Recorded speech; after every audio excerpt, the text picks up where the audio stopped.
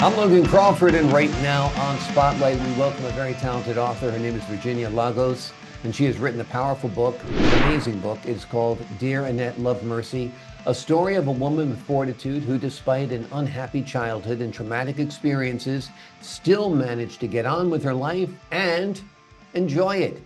The author crafts a poignant narrative based on the life of her mother, Mercedes Marin, a remarkable Filipino woman. And through a 40-year-long correspondence with a pen pal, Lagos weaves the story of a woman who transcended her Cinderella-like upbringing to live a life filled with love, family, and the touching of many lives. We're delighted to have this very talented author join us here today on Spotlight. We thank our team at Prime 7 Media for helping us put her in the spotlight today. And we ask viewers like you to support writers like her by subscribing to our channel and by purchasing her wonderful book. The links are below this interview. Virginia, great to see you here today on Spotlight.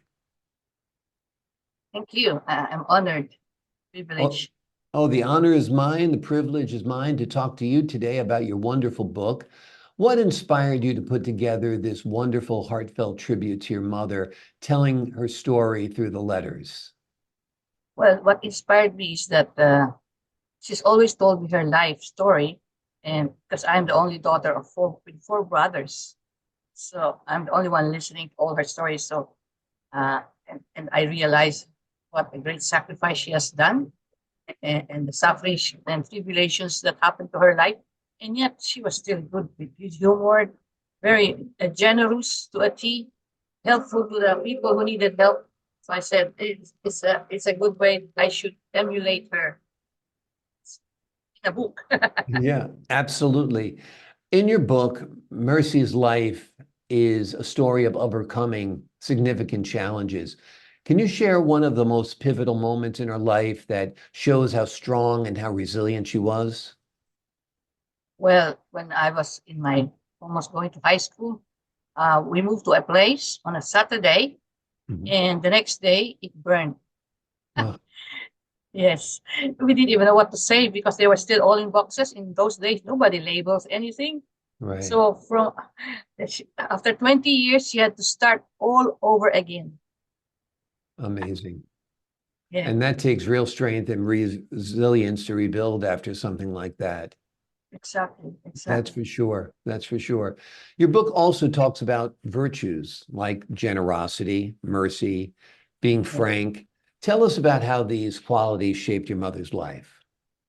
Well, as far as being frank, she helped her young aunt, was being sort of bullied by by the by her grandfather, and she taught her to be strong and answer back these people. They wanted her to know the rudiments of cooking and taking care of the children, and she spoke up because my mother influenced her, and she told them all. She said, I come from a spoiled family, and I was it was a prearranged marriage, so don't expect anything from me.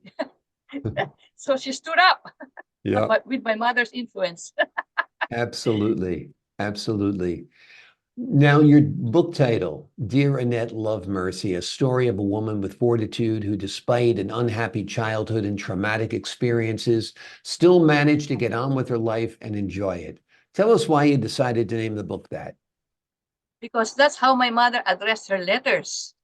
Because Annette Wilhelm was her pen pal, and Mm. her nickname was Mercy, Mercedes. Is her Mm. real name, Mercedes. So she signed Dear Annette, Love Mercy. In fact, the title of my book is is her handwriting. This is her Mm. handwriting. You understand? That's So wonderful. yeah, She's got a beautiful handwriting, that's for sure. Not too many people yeah, write with that kind of stylized cursive anymore. It's very, that's right. very, very nice, that's for sure. Tell us a little bit about your life with your mother, your remembrances, that kind of thing. Well, my mother was always there, uh, give me advice, especially when I was also bullied at work. But she gave me the strength, and she helped me uh, draft a memo to the HR manager who was bullying me. So Mm. she was always there to help me. And she helped me also with my studies because my mother has a brilliant mind. She can read any book, even in Spanish. She learned to speak Spanish too, you It's know. amazing.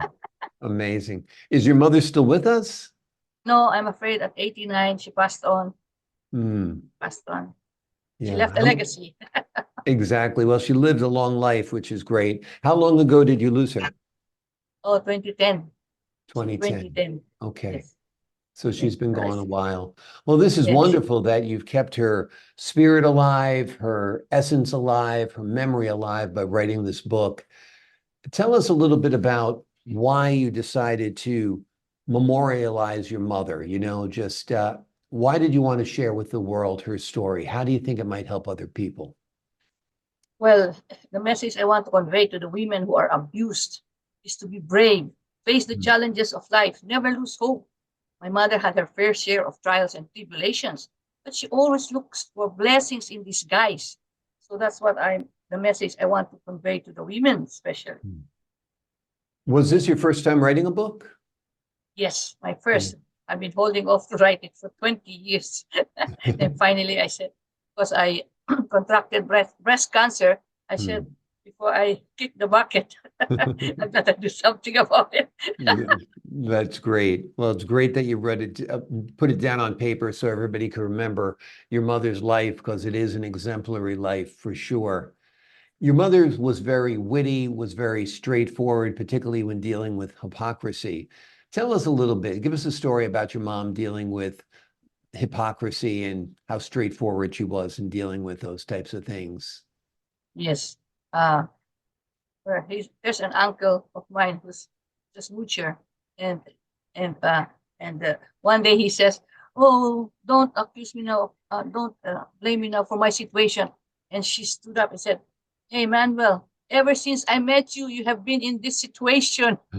So you had to climb up. So she was so Exactly. straightforward. Exactly. When she saw something, she wasn't shy to tell the truth. And that's That's important. right. Being straightforward, being a straight shooter, that seems like it was part of her charm, that's for sure. Yes, indeed. Tell us about these letters. Did you save them, collect them? How did you happen to have all these letters? Okay, what happened is my mother went to America to take care of her granddaughter, and Mhm. her pen pal invited her to her place in Baltimore. And when my Mm. mother saw that she had a binder of her letters was in a binder, but my mother's the letters of Mrs. Wilhelm was all in a shoebox. So she saw how organized Mrs. Wilhelm was. So when Mm. she passed on, the daughter-in-law contacted me and said, "Sorry, um, Annette has passed on." And I asked her, "Would you mind looking for the binders of her Mm. letters?" And fortunately, she found one binder, the first binder, the first year of their friendship, and she sent it to me to Australia, and that was the basis. It's part of my book as well. I scanned it and put it so it will be a memorial because it's already getting tattered with age. So Mm. it's there, a memorial. See the book. Wonderful. Wonderful. Did your mother ever meet her pen pal? Yes, that was why she went to Baltimore, and that's Right. where Mrs. Wilhelm lives. And Right. she gave a party for my mom. Wonderful. They did Wonderful. meet. That must have been a very, very happy day. Oh, Well, you we're bet. very happy that you have saved these letters, that you preserved these letters, that you put these letters in a book, and you have written about the wonderful life led by your mother. The name of the book is Dear Annette Love Mercy, a story of a woman with fortitude who, despite an unhappy childhood and traumatic experiences, still managed to get on with her life and enjoy it.